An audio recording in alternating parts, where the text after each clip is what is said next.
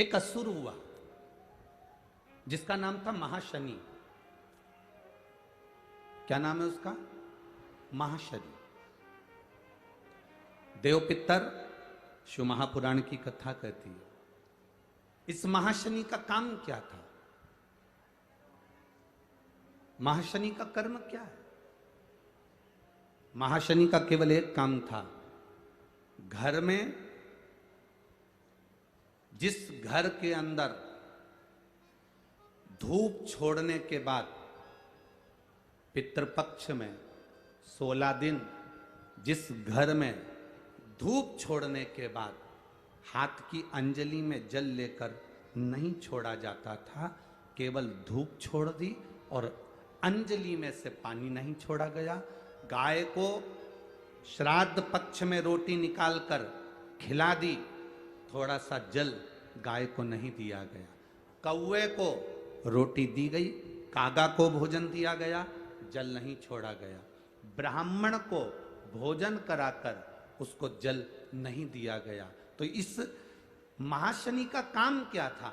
श्राद्ध पक्ष में पितरों को जो भाग मिलता था, देवताओं को जो भाग मिलता था, पितृ पक्ष में पितरों को जो भाग मिलता था, जिसमें जल नहीं छोड़ा जाता था, उस भाग के, उस घर की 71 पीढ़ी का पितरों का हिस्सा ये महाशनि अपने खाते में ले लेता था और उसको अपने पक्ष में रख लेता था। तो पितृ उससे तरसते थे, उस भोजन के लिए तरसते थे। अब जरा विचार करिएगा। वैसे तो आप लोग सब समझदार हैं, वैसे तो आप लोग सब अगर धूप छोड़ते होंगे तो जल जरूर छोड़ते होंगे। बोलो सही है? देते हो ना जल? अगर अग्नि में तुमने थोड़ा सा भाग दिया है तो वहां पानी का छोड़ना जरूरी होता, जल का छोड़ना जरूरी होता। जल नहीं छोड़ा तो वो भाग महाशनि के खाते में चले जाता है, जल नहीं छोड़ा तो वो भाग महाशनि के पास पहुंच जाता है, महाशनि के खाते में। अब महाशनि उस भाग को एकत्रित करता गया। जब उसने बहुत सारा भाग एकत्रित कर लिया, तब उसने देवताओं पर आक्रमण कर दिया। जब महाशनि के पास में जब बहुत सारा भाग आ गया तो उसने आक्रमण कर दिया। आक्रमण करा, जैसे आक्रमण किया तो देवलोक पर अपना कब्जा जमाने लगा, इंद्रलोक पर अपना कब्जा जमाने लगा। महाशनि ने आक्रमण करते सब जगह पर अपना कब्जा जमा लिया। महाशनि का काम क्या है? महाशनि का कर्म क्या है? अगर वो धूप छोड़ने के बाद पानी नहीं डलता है, जल नहीं दिया जाता है, पितरों को जल नहीं प्रदान किया जाता है, तो वो भाग जो महाशनि लेता है उसका स्थान हमारे घरों में भी बनता चले जाता है। उससे होता क्या है?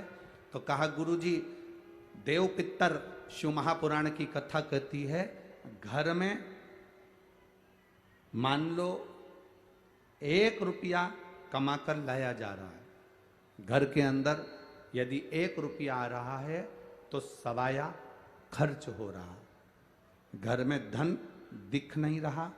एक जरा सा बर्तन रखा है, उसके पीछे घर में विवाद हो रहा है, तो समझ लो ये महाशनि का भाव प्रबल हुआ है। घर में बच्चे, एक बेटा बीमार हुआ, एक बच्चा बीमार हुआ, ठीक हुआ, दूसरा बच्चा बीमार हुआ, ठीक हुआ, तीसरा बच्चा बीमार हुआ, ठीक हुआ। छोटे बीमार होते होते बड़े बीमार होने लगे, एक बीमार पड़ रहा है, एक ठीक हो रहा है, समझ लो महाशनि का प्रभाव है। मतलब तुमने कि तुम्हारे घर में अगर 4 बेटे हैं, 3 बेटे हैं, उन्होंने धूप तो छोड़ दी, पर किसी ना किसी ने जल देने से उसको जल प्रदान नहीं करा। गाय को रोटी तो श्राद्ध पक्ष में दे दी, पर जल नहीं दिया गया। गाय को अगर रोटी देने जा रहे हो तो थोड़ा सा बाल्टी में पानी भर कर ले जाओ। अगर बाल्टी में भी पानी नहीं ले जा सकते, थोड़ा सा जल उसके मुख पर जरूर देना चाहिए कि वो जल का आचमन कर ले। कौवे को अगर भोजन दिया है, कागा को अगर भोजन दिया है, थोड़ा सा जल का भाग भले कटोरी में भर कर ले जाओ और छत पर थोड़ा सा भाग जल का छींटो, पर छींटना जरूर है। अरे पहले का नियम तो आप लोगों को स्मरण में होगा। आप तो सब मारवाड़ के रहने वाले हो, राजस्थान के रहने वाले हो, क्योंकि सभ्यता और संस्कृति और पहनावा ये मारवाड़ और राजस्थान ने ही प्रदान किया है। राजस्थान जैसा पहनावा